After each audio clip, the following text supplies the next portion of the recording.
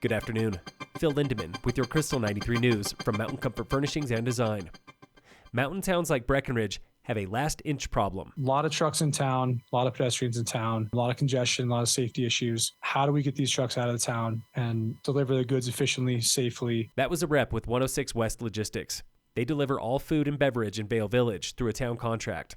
Big trucks will drop off at their warehouse, and they cover the last inch. Once they came and saw the program in person, they saw how quickly things were moving, and it's far faster than their delivery teams could ever move. It starts with food, but staff here in Breck think the options are endless. And then ultimately sweep up the trash and recycling and compost and look for some of those other efficiencies that we believe could be there. Breck has $250,000 for a pilot program starting as soon as June.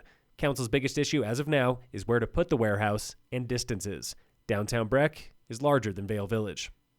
First-time Grand Prix competitor Tristan Feinberg always knew he was better on snow than in school. I wasn't too good of a student in class because I was just always focused on the mountains, and for me, riding was like school. He grew up watching Simon DeMont and was just a few years behind Alex Ferreira skiing in Aspen. It definitely was awesome growing up in a town that valued that freestyle culture because, I hate to say it, Alpine is favored in a lot of other places. Feinberg just barely missed the cut at yesterday's ski halfpipe qualifier.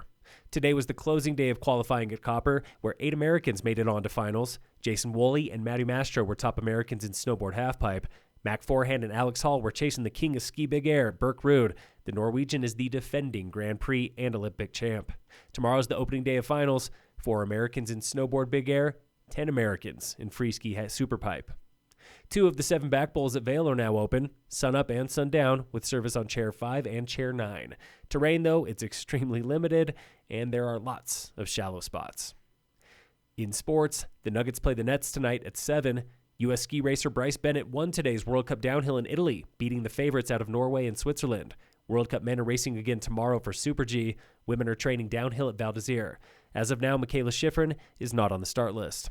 And in local sports, today on the Warmup from My Furnish in Frisco and Kremling. Ballet is definitely very physically demanding. That was 15-year-old Carson with Alpine Dance Academy in Frisco. You not only have to have the technical aspects and the strength, but you also have to have the performance quality. Carson plays the Sugar Plum Fairy in this weekend's live production of the Nutcracker.